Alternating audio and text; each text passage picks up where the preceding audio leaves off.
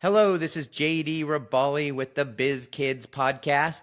We are excited. This is our very first episode of the Biz Kidz Podcast. And if you found us and you are trying to figure out what's this all about, the Biz Kidz USA is a program where we help young people introduce them to entrepreneurship and find out how to run a business. We have events called the Biz Kidz Markets, the Biz Kidz Expo, and the Biz Kidz Camps, where we give the opportunity for kids to learn about entrepreneurship and actually try it for themselves. And what we find is when they make money for themselves, they're excited. Right? After you make that first dollar, you want to learn more about business and getting to understand it better and want to know how to make more money. So our first podcast here today, we have a guest with us. Her name is Alexa. Hi, Everyone. Welcome to the show. Alexa, I met at a high school when I spoke to one of her class, and she got involved with the Biz Kidz about 4 years ago, if I remember correctly. Yes, And she did a number of our events, our markets, and our expos. And so she has a good understanding of how we work and how we can help give resources to kids to get into circles where they didn't normally know how to get into those circles. So what we're going to be doing today is kind of finding out about her business. But our format for this podcast is going to be, I'm your host, and Alexa is going to be one of my co-hosts. So as we bring on guests talking about their businesses, we're going to talk to kid business owners. We're going to talk to the regular business owners, people that have started their businesses. And Alexa is going to give us the perspective from a young person in college, what kind of questions she has for these owners. So she's going to help us out. You'll see her on multiple episodes helping out as a co-host. So welcome, Alexa. And thank you, JD. Thank you for having me. And the way I always like to start off is a 60-second pitch, because you never know when you're going to have the opportunity to pitch your business. So Alexa, tell us about your business you're currently running in 60 seconds. Go. All right, perfect. Well, first of all, I want to say hi, everyone. I own a embroidery business called Única. Única means unique in Spanish. Since I am Hispanic myself, I wanted to kind of bring in that culture, a part of my business. So within this business, we create different designs for our items. It's clothing and uniforms as well. So we may work with companies to provide their uniform for them, or just specific custom designs that people might want. So you might have custom orders, you want something specific, we can provide that for you. Awesome. And she's already done some specialty items for my wife. So, and they came out great. So thank you very much for that. My wife did some gifts for her clients. And so she printed those up, and they did an awesome job. Now, Alexa, how young were you when you kind of got your first business idea, and where you kind of started thinking about business and that you wanted to go down this path? Well, when I first started thinking about business in general, I was 15 years old, because I went to a high school called Lorenzo Walker Technical High School, where we kind of figure out what career we want to get into as we start growing up. So I started getting the idea of potentially joining business just because of my personality. I feel like it matches along business overall. And when I then became 16 years old, that's when I joined my first business class ever. And that's when my first business, called Fair for Everyone, which was a jewelry business, that's when it all began. It was a very exciting experience overall, but mainly 16 years old, that's when I started coming up with ideas and seeing really what I wanted to start my business career with overall. Nice. And I know at your school, unlike a lot of schools, they allowed you to actually sell your product within the school during your lunch break and stuff. So how was that experience? So, like, how did the kids in your class take that as they saw you making money during the lunch break? Well, overall, it was really exciting just to be able to experience that as a 16-year-old all the way to 17. Just knowing that we're going to school to sell and make money, it made school a lot more fun in general. And because there was other students in my class who could also sell during lunch with us as well, it kind of seemed like a little flea market at some point, and it was really nice. And all the students who were during like in lunch, they would join us and start asking us questions about the business, wondering what we sell, and just overall us being able to sell our product to them, which was really great and a great experience overall as a high schooler, because it feels like you can potentially learn a lot through other students and overall be kind of a guide for them to kind of show them this is what we do and you can do that too. So, and it's really great for a young age too. So as an entrepreneur, I always wonder, like, how much money did you make? And that's what, so on an average day, how much would you guys sell during the lunch period? So that was, I assume that's only about an hour at the most? Yeah, for like about an hour on an average day, we would probably make over $100 during that lunchtime. It was pretty good. On slow days, it might be a little bit less, but on really, really good days, there was one day where we did make over $300 in just that one lunch period. Yeah. Not a bad way to go to school and actually No. cash in money. Now, were you able to do that like every day of the week, or did you do, or was there certain days during the week, the month that they allowed it, or? Well, when I was in 11th grade, it first started off with just twice a week. Then it started getting more so where we started selling, not every day, but just more oftenly. We kind of convinced the teacher to start letting us sell a little bit more because everyone would be going at the same time. That would work with his schedule and our schedule and give us more experience overall to actually get out there and sell for our business. And we'll give a shout out to Ted Coyne, the instructor over there. He does an excellent job on getting these kids the knowledge of how to run a business. I know from the kids that came through his class that did our Biz Kidz Expo, where our expo, the kids get to sell their product, but they also get to pitch their idea to the business. Some of the top teams came from his class. So we'll give him a shout out for everything that he's done for his students out there as well. Now, as you went through your journey through high school and trying to figure this out, what would you say the biggest win was for you? I know you had a great $300 day, but what do you say overall? What was your biggest win? Definitely my biggest win was being able to fly up to Chicago. We were selected for the Incubator EDU program, where they selected 5 finalists across the United States, Australia, and some other country as well.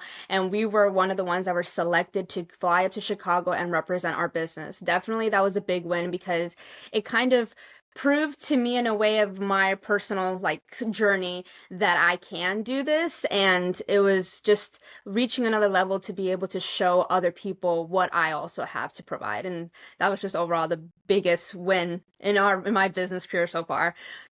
That's awesome. And how many other teams did they fly up to Chicago to compete? It was 4 other teams, so it was 5 total. We were the ones that were selected, and 4 other ones too. That's awesome. That's awesome. And one of the things that we're looking at in our program is to do more pitch competitions because we see that that is a value to teach kids, how to present themselves. And did they have a time limit on how much time you had to present your business to make it put you under the gun and on pressure? Yes, they did. We had 15 minutes to be able to pitch to the judges all about our business and to prove to them that why we should win. Yeah. And then was there a Q&A time? Did they ask you questions where you had to come up with the answers right on the spot? Yes, yes. We had 5 minutes for that. So it was 10 minutes of presenting to them and then 5 minutes for Q&A where they asked us all sorts of questions and it was right there on the spot. There was no paper or like a cheat sheet to kind of give us an idea of what they were going to ask. Just right there, spot on. We just had to come up with the answer to their questions. That I think that's such great training for a young person to be able to have that opportunity to pitch yourself because you never know in your business journey where you'll need to pitch to try to find money, to find a customer. And sometimes you only have a short amount of time to do that. And to know your 60-second pitch, that's why I always start off with what's your 60-second pitch is we want to know that it's right on the top of your tongue. And so if at any moment you have that opportunity, you never know. You're technically, the elevator pitch is somebody walks into the elevator with you and you have until the next floor to get your information in their head and make an impression. I think that's critical for young people to understand. And I think it's for any entrepreneur. I talk to a lot of adult entrepreneurs that I ask them what their business is about, and they can't even give me a 60-second pitch of what it's about. They go on and on and on. And I'm like, what do you do? So it's good to learn. What would you say the biggest kind of loss or challenge you ran up against during your time so far that you've said, wow, I'm surprised that I had this loss, but it was a big opportunity to learn?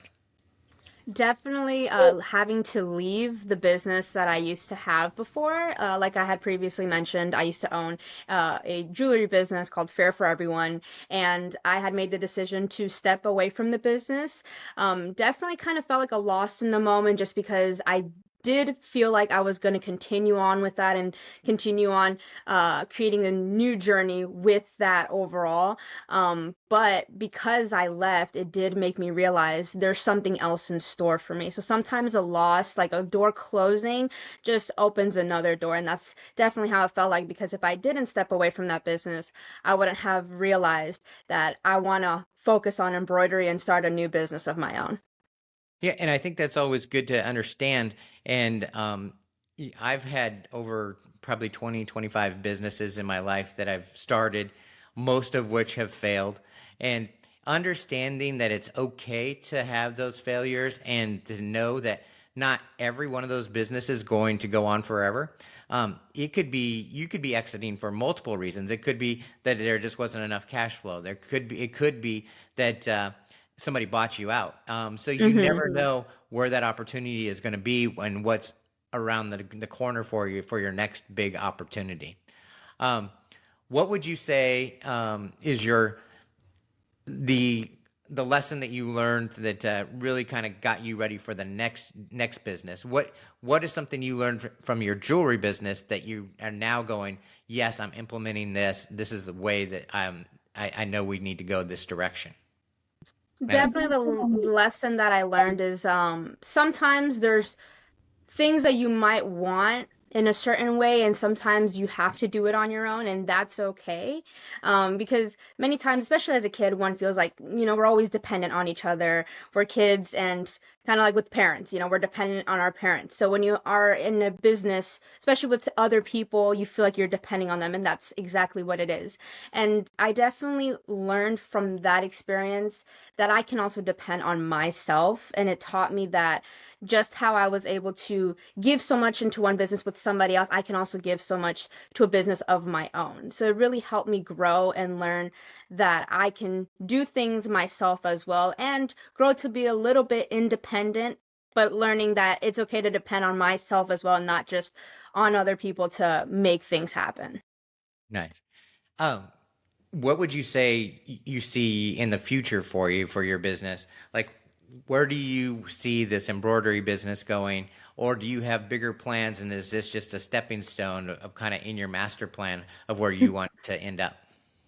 I definitely feel like for my embroidery business, Unica, that working with other companies, partnering with them to be able to provide their uniforms, I know that's going to for sure be a stable way to have a steady income coming along, profit coming along for the business. That's definitely the big step that I want to take. And also focusing on designing for people, but definitely I feel like that is going to be the next step, is working with big companies to be able to provide them the uniforms that they need.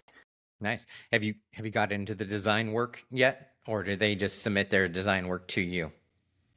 They submit the design work to me, and then afterwards I convert that into a specific file for the embroidery machine, so that then afterwards I can create the uniform that they're requesting. Nice. And as you start to build this out, what was one of the tools that you found? It's an app or a process that you think has probably been one of the best tools that you use. And I know we all, as small business owners, get onto our computers, and there's everything from QuickBooks to scheduling apps. So what would you say the one thing that you use that makes your day go a lot easier? Definitely, it's Chat GPT. I know it's definitely the app itself is so helpful because since I'm a beginner when it comes to embroidery. I'm still learning. I search up a question and it answers it immediately and in specific detail. So sometimes I might have an issue with the machine itself, so I just put the model of the machine and I ask a detailed question, and right there it just answers the question right away, to the point where I'm not stuck on YouTube trying to figure out what the problem is or how to fix it. Like ChatGPT itself definitely makes my day a lot easier for sure. Really? And are you using AI in other ways for like organizing things or your marketing as well?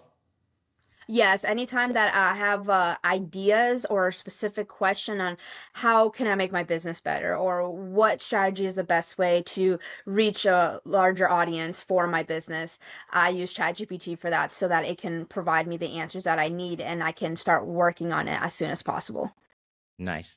And I noticed that I use ChatGPT as well to help with my marketing because I'm dyslexic. And so when I write, it doesn't always come out looking professional.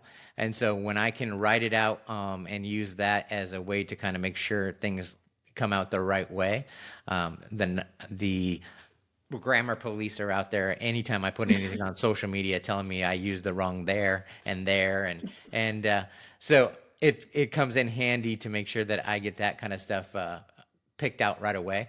Whereas before I had to have my wife read every post before I put it out because I would submit it wrong and then the grammar police would be all over me. So, which, you know, it's a part of being dyslexic that one of the things I've learned throughout my life is, you know, you find workarounds to how to do your work. And I think having an app like that definitely helps the whole process. Definitely. So, so what would be one piece of advice you would give somebody young? You know, we start kids as young as 7 years old. I have some 6-year-olds that are like dying to get in the program. What would what one piece of advice you would have for them to get started? I feel like the one piece of advice that I would give the audience, in order to get started overall, is to not be afraid overall, and to know that the first idea that they have isn't going to be the last. Many times, I understand that people tend to be afraid to start things. It's not so much the journey itself that they're afraid of, it's just starting because they're afraid that something might go wrong. And I want people to know that just because you have one certain idea does not mean that that's going to have to stay that way. So if it's not working out, if you have a specific business idea, just like how I did, I started off with the jewelry business. Just because it doesn't go the exact way that you wanted to, just know that there's always another option for you to do so. Because at the end of the day, those failures are small successes at the end because it leads you to one step closer to where you are supposed to be. I agree 100% with that. And is one of our staples of our program is celebrate the failures. And what I encourage parents to do, if you're listening to this as well, let your kids fail. That is where they're going to find the most growth and figure things out for themselves. We can sit there all day and tell them this isn't going to work or this is going to work. You need to do it that way. Until they experience failure for themselves, they're not going to understand it. And so giving them the opportunity to fail and then celebrating that with them so they understand that it's just a part of the process. You're not a Exactly. loser. You haven't failed at life. You just failed at the task you were working at that moment, but now you know how to move forward in a better direction. And so I think that was a great way to close our session, Alexa.